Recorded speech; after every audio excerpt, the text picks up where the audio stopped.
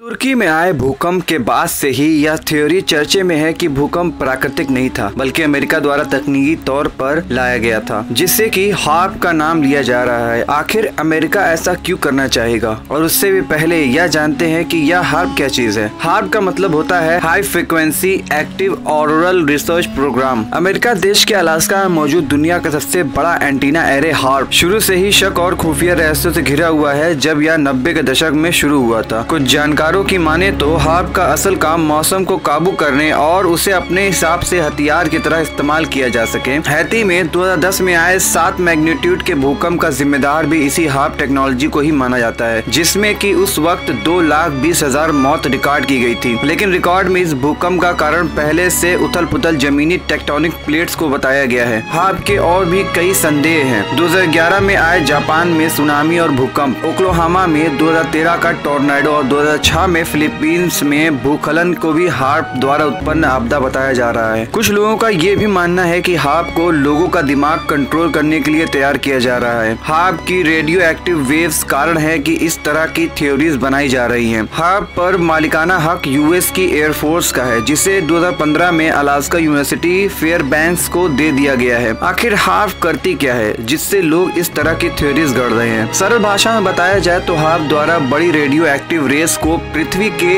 Atmosphere से लेकर धरती के कोर तक पहुंचाया जा सकता है, जिसका इस्तेमाल धरती में मौजूद खनिज पदार्थ और प्राकृतिक संपदा का अंदाजा लगाने के लिए भी किया जाता है। लेकिन इसे पृथ्वी के कोर में मौजूद टेक्टोनिक प्लेट्स को अस्थिर करने के लिए भी इस्तेमाल में लिया जा सकता है, जिसका असर 20 किलोमीटर से 500 किलोमीटर तक हो सकता है, जिससे पृथ्वी की सतह पर सुनामी, टोर्नाडो और भूकंप जैसी आपदाएं उत्पन्न हो सकती हैं। अब सवाल ये उठता है कि कोई भी देश को इस तरह नुकसान क्यों पहुंचाना चाहेगा? तो आपको बताता चलूं कि पिछले ही दिनों नेटो को लेकर स्वीडन और तुर्की के बीच काफी कश्मकश चल रही थी, जिससे कि स्वीडन और फिनलैंड ने इसे यूरोपीय देशों के लिए खतरा बताया और तुर्की पर नेटो को कमजोर करने का इल्जाम भी लगाया था रूस के खिलाफ, जिसका खामियाजा यूक्रेन भुगत रहा है। नेटो का यह नियम है कि सभी सदस्य देशों की मंजूरी के बाद ही कोई देश नेटो में शामिल हो सकता है, और तुर्की ने स्वीडन की सदस्यता से इनकार कर दिया। रूस से चल रही जंग के बीच अमेरिका और नेटो के मकसद के बीच आए तुर्की को शायद इसकी सजा भुगतना पड़ रहा है। लेकिन ये सब सिर्फ आकलन और थ्योरी है, जिसका अभी तक कोई भी सबूत नहीं मिला है, और रिसर्चर्स ने भी हार्प के ऐसे मुमकिन इस्तेमाल से इनकार किया है।